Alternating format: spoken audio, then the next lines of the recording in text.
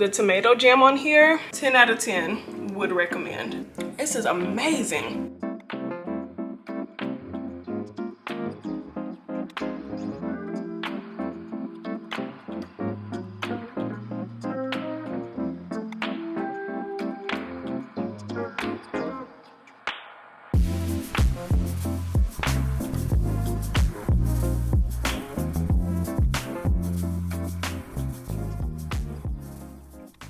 Hey y'all, welcome back to my channel. I'm really excited that you're here, and I'm very excited to be filming today's video, which is going to be a few meals that I'm enjoying for dinner this week. And as I mentioned in last week's video, all the recipes that I include in this video will also be on my Substack, which is where you can find all of my recipes going forward. So be sure to check it out and subscribe to both my YouTube channel and my Substack if you haven't already. But I'm actually about to get started with dinner tonight. I have about 45 minutes before I need to run somewhere. So this meal is going to be quick, easy, and very delicious. We are making, take a guess on what I'm making from these ingredients. If you guess broccoli cheddar soup, you are right. And the shortcut that I'm taking in prepping this is to pulse all the veggies versus hand chopping them. So I'm gonna use some carrots, have some broccoli, an onion, some garlic, and this is a new one. I normally don't add this in my broccoli cheddar soup, but wanted to switch things up because they are in season. This is a leek. Previously I added asparagus, but that is not in season right now, although I can still find it in my local grocery store. When I can, I've been intentional about eating produce that is currently in season where I live. So that's why I'm using the leek instead of the asparagus tonight. We're gonna add them to the food processor. And now we're gonna pulse them. Our veggies are all pulsed. I have my Dutch oven heating up back here because we're about to cook these up.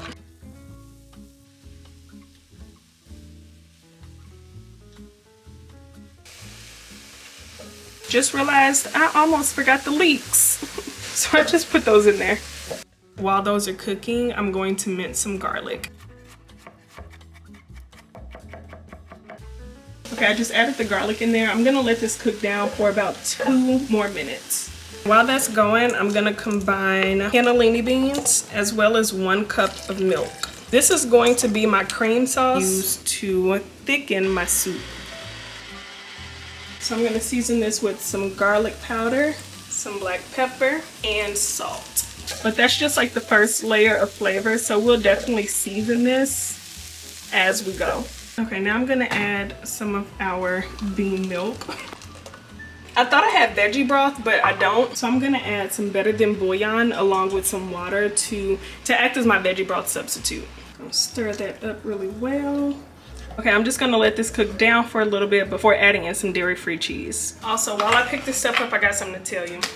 Are you ready for this? Over the weekend, I did a thing, and that thing was made a batch of my tofu bacon, which of course if you wanted to make this all in the same night, it's gonna take some time, but I do think that's why it's important to just like batch prep a few things that you will need throughout the week to kind of make doctoring up or adding to meals a breeze, right? So for example, I batch prepped some lentils for us to enjoy this week, some grains. I knew I wanted to have some sort of soup because the way that the weather in Seattle is Seattlean, I knew I wanted soup, and my tofu bacon bits are just top tier on soup, honestly on anything, but especially on soup. And I know they're gonna be so delicious on top of the broccoli cheddar soup, and it'll be a little extra added protein to this dinner.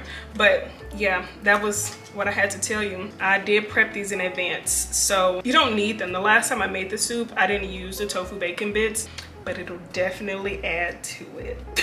So make them in advance if you want to. Make them the same night if you want to. These little things are so delicious. This is what they look like. And I do have an entire video on my page dedicated to making these, but let me find a really good looking piece. That one is going to be good, and I'm actually about to eat it now. Okay, about to check on my soup. Okay, I decided that I am going to add some cheese. I guess I'm using the zester.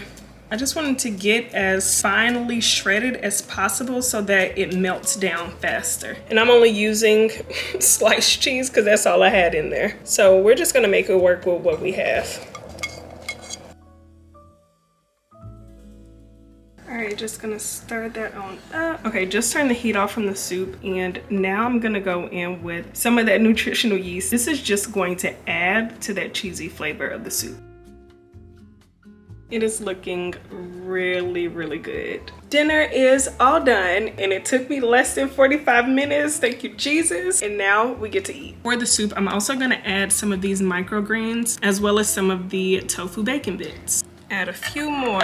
And then for that sharp cheddar taste, which I want to have on top, I don't think this is a shredding type of cheese, but I'm gonna shred it anyway.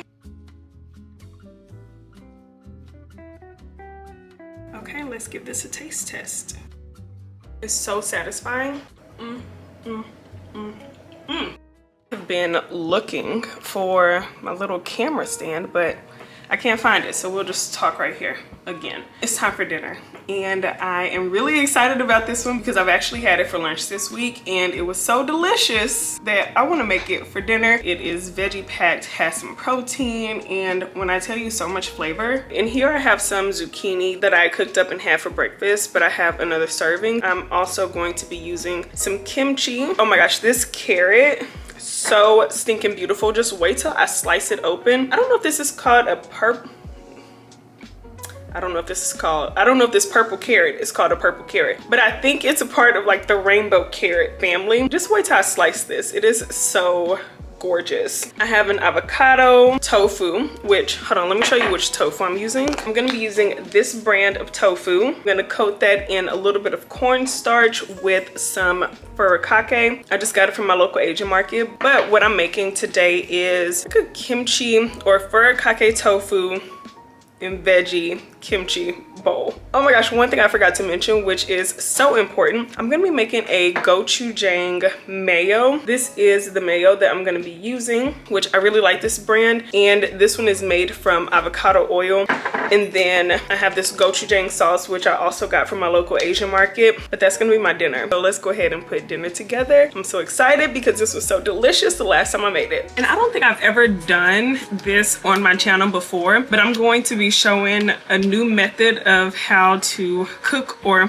prep tofu. If you see my previous videos, you know that I typically would freeze my tofu, then let it thaw out. But I recently learned about the boiling tofu method, or even just letting the tofu sit in boiling water. That's supposed to help dry out even more moisture, make the tofu a little bit more firm, and also help it absorb the flavors a little bit better. So, to break that up. So the goal is for the method of like the boiling or letting it sit in boiling water to really mimic that texture that freezing the tofu would give it. Just gonna go ahead and rip this up. And this one is extra firm tofu.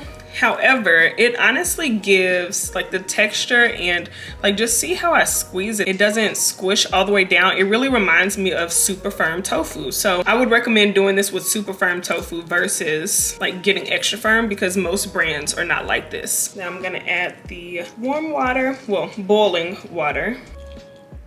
I'm also gonna add some salt in here as well. Okay, we're gonna let this sit for about 10 minutes. And while that's sitting, I'm going to go ahead and slice up my carrot. This is the easiest way to do it.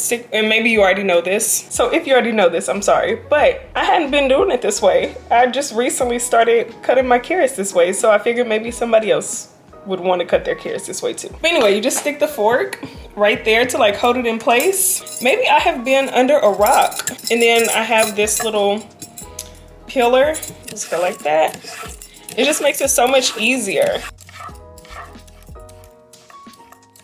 See, look at how beautiful these are. They are so gorgeous. If my zucchini wasn't already cooked up, now is when I would cook it. But what I think I'm gonna do, because the only thing left that I actually have to put together aside from the tofu is the gochujang, and I feel like I'm pronouncing that wrong.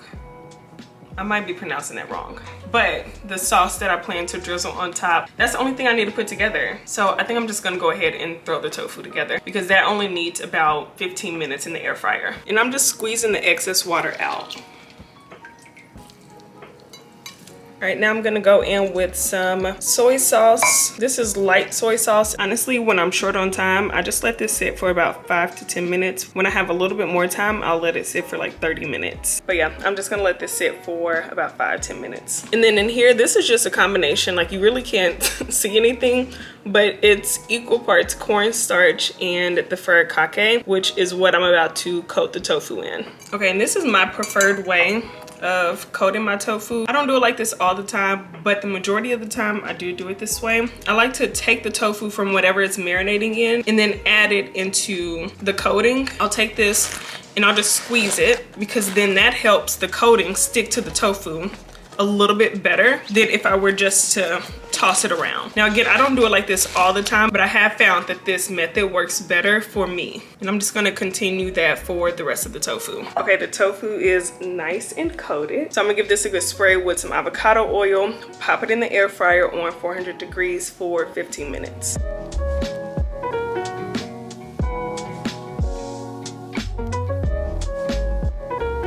Okay, I'm gonna add in some of these carrots. Gonna add in the zucchini. Look at how beautiful that tofu is. Oh my gosh. I'm gonna add that in here. Some avocado. I can't believe I've made it to the bottom almost of this kimchi container. Adding some kimchi. Oof, I love kimchi so much. It is so delicious and also so good for you too. Then I have some sprouts that I'm gonna squeeze in here too. I'm gonna sprinkle some white sesame seeds on here. Okay, and now for the dressing. And this is my dinner for tonight. And I just love how colorful this bowl is, how many nutrients are in this bowl. In my opinion, this is such a great dinner. When I had this for lunch, I did enjoy it with quinoa, so you could definitely do that. You could also do rice if you want to do rice. I'm trying to think, how else could you switch this bowl up? I don't know. It's the end of the day. I can't think anymore, but I'm about to go eat. I love kimchi so much. Got to get a little bit of everything in one bite. Look at everything on here. Okay. Oh, let me get a little bit of sauce too. There we go. Absolutely delicious. Hello, darling. I'm back. Can you tell I practiced that too many times? It is time to make dinner. I had to swing by the grocery store really quick to pick up a few things because I have so many tomatoes here. And I had the wonderful idea to use them for brothy tomato and beans type of dish. So when I went to the store, I had to pick up some beans. So I got some butter beans. And then I want this, maybe you've seen it. There's a tomato and cod dish that people typically make in the summers or early fall, because you're able to use up so many tomatoes. And I want to make a similar dish, but using beans. And so I also needed to pick up something for some extra spice. This is Calabrian chili peppers. So I'm going to add that into the dish. And then I also needed a shallot. And why is this shallot so huge? Okay, it's not as big as my head, but you get what I'm trying to say. But in the beans, I also want to, I have an eggplant in there, and I figured it would be really good possibly roasted in the oven in chunks and then enjoyed with this brothy tomato and beans stew. So that's what I'm gonna do for dinner tonight. Might end up having it with a piece of toasted sourdough bread, but we will see.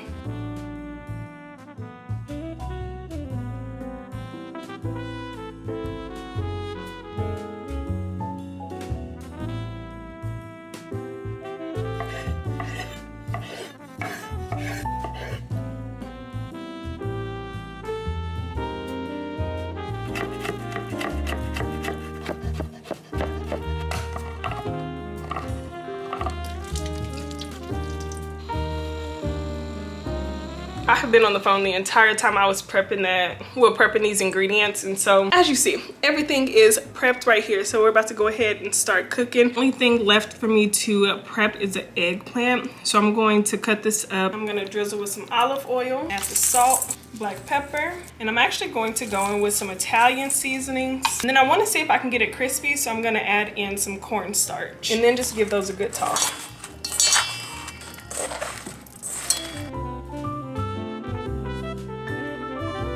Now I'm about to pop these in the oven and move on to the beans. Okay, I'm gonna start by melting down some plant-based butter.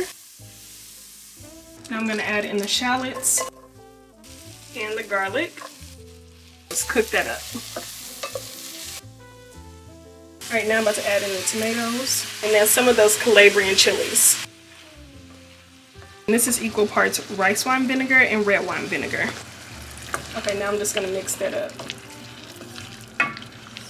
Okay, it's only been about 5 minutes, but I'm going through to just mash some of these tomatoes. All right, now I'm about to add in some vegetable broth. I want this to be very brothy. And by the way, in the meantime, I've been flipping the eggplant on different sides to kind of crisp up some. Bye-bye. And now I'm about to add in the beans. Just mix that up. I have another can of the butter beans and I'm honestly debating adding them in here, but I don't know. I think I like how many tomatoes are in here compared to the beans. Maybe I'll keep it as is. Here I have some basil, so I'm about to throw that in there as well. It's brothy and it tastes really delicious. Okay, our beans are all done and we're gonna go ahead and serve these up. I did make a few tweaks to the ingredients, but I'll write more about that on Substack.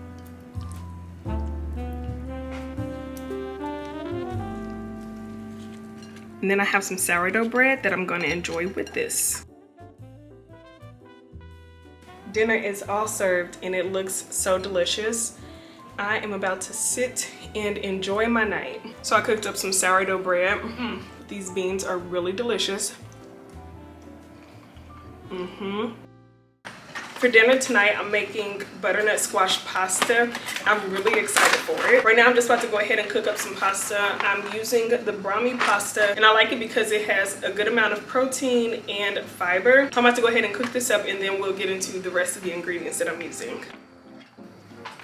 I just got an alert about someone subscribing to my Substack. I did just want to quickly mention that I truly appreciate everybody who visited my Substack from last week's video. There were quite a few people who decided to do the paid subscription, which I did not expect, but I'm so very appreciative whether you are a paid subscriber or a free subscriber. I appreciate you so much. I just had to mention that, but back to this pasta. So in here is some butternut squash. I don't know if I already mentioned that I'm doing butternut squash pasta, like a butternut squash mac and cheese, cheesy type, or almost a cheesy, not really super cheesy. In here is some butternut squash that I roasted with some onions. I honestly can't remember everything I did to the sauce because I made it a while ago and just put it in the freezer. I didn't add too much to it, and I really wanted this meal to be similar to the Trader Joe's butternut squash mac and cheese. Have I had it before? No. And actually hold that thought because I need to go stir this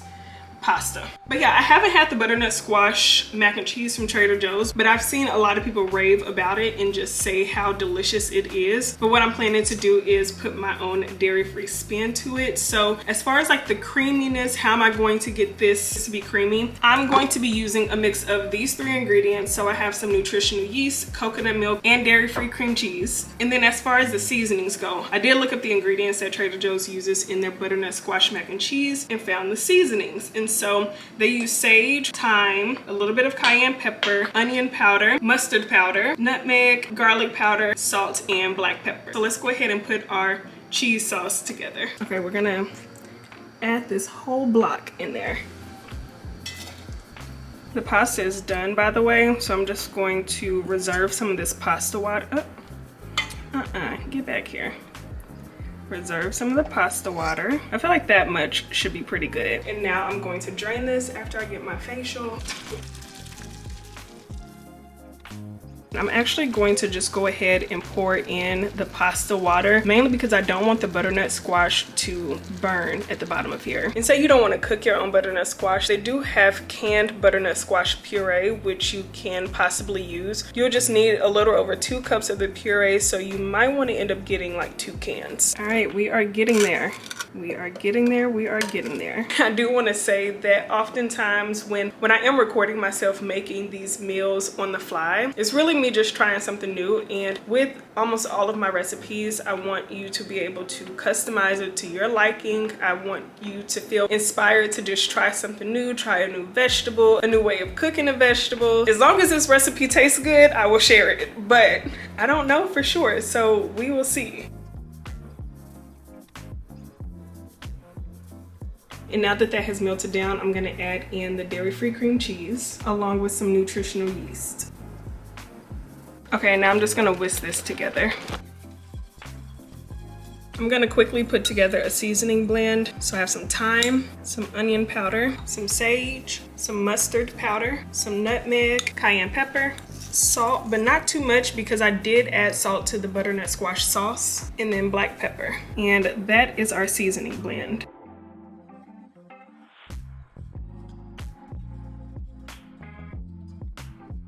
So I gave it a taste test and I think it tastes really good, but I do think that it's missing something to give it that rich and creamy flavor. The dairy-free cream cheese definitely did something, but I think it needs a little bit more. So I'm gonna add a splash of coconut milk along with some dairy-free butter.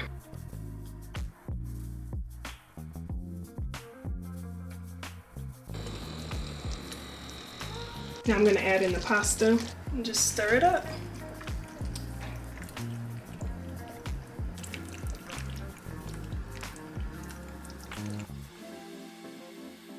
I'm actually impressed with how this turned out. And then for some extra color, I'm gonna add some fresh basil and a drizzle of extra virgin olive oil. It is so saucy. All right, let's see how it is. I wish I had, ooh, you know what I do have? Because this does need, I don't know, it's not fully mac and cheese because the butternut squash is a little bit sweet, not overly sweet, but a little bit sweet. And because of that, I think it needs some sort of spice or a little kick. And I've shared these on my channel before, but this is spicy fried shallots, garlic, and chilies. I think I'm gonna add some of that on here. So that way I have a nice little kick in every bite. This is about to be bomb. Okay, I just added some on there. Oh, my pasta almost went bye-bye. I'm gonna get a bite with all of it on there. That's what it was. That's Ooh. Okay, they said you asked for a kick, you're gonna get a kick. This is really good. Another thing I wanted to mention is that you can easily serve this with an additional source of protein. Just have it on the side. Maybe even throw in some broccoli if you want to, but there is a decent amount of fiber in here from the squash and the pasta that I use.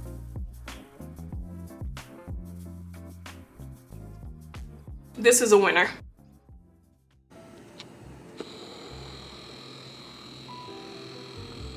All right, today's actually Friday, and we have friends coming in town this week, and so I'm actually working to clear out the fridge, use up some of the items that we have in here, some of the things that I've cooked. And for dinner today, I decided that, so remember the beans that I put together, the tomatoey bean dish? I was thinking to myself, I'm like, tomato soup sounds really good. And I remembered that I had this, and I'm like, oh my gosh, I should just blend this and have tomato soup. And the beans can give it that creamy aspect that you typically want. So that's exactly what I'm gonna do. I'm gonna go ahead and blend this up. And I love the fact that one, it's already well seasoned. Two, I cooked up some garlic, onions in here, have some basil, and it just smells so good. And it'll also be a little spicy because I did add in those Calabrian chilies. And what is tomato soup without a grilled cheese? So, ooh, hold that thought. Over on Instagram and TikTok, I shared the video, but then on Substack, I posted the recipe. I made some tomato jam, and the jam is so delicious.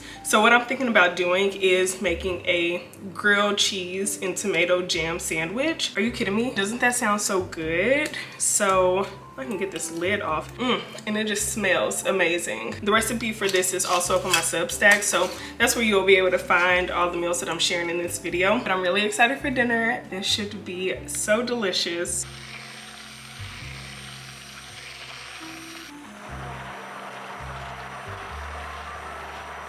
Perfect. I'm so glad this worked. Okay, I'm just gonna add this to this pot.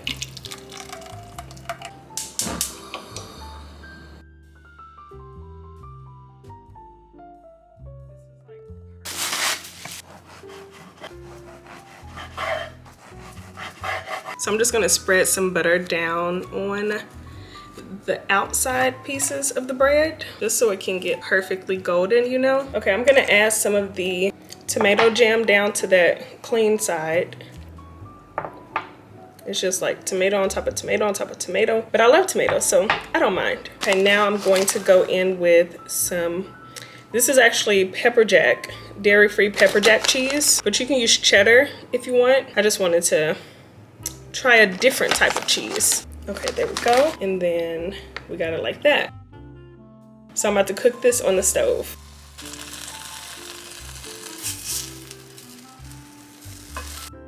And we know how dairy-free cheese can be, so I just like to add a splash of water in here, cover it with the lid so that the cheese can melt down. Let's go ahead and cut this open so we can see. I'm trying to debate, should I go just straight down the middle? Should I do it diagonally? Don't we all cut our sandwiches diagonally, or do I want to cut it the other way? The other way it is. I'm just gonna make a decision. Ooh, look at that. That actually looks really good. Adding a little bit of olive oil on there, drizzle some coconut milk, add some red pepper flakes, and then I have some fresh basil. The sandwich is going to be so delicious in here. Okay, doesn't this look really delicious? My mouth is a mess. But the tomato jam on here, 10 out of 10 would recommend. This is amazing.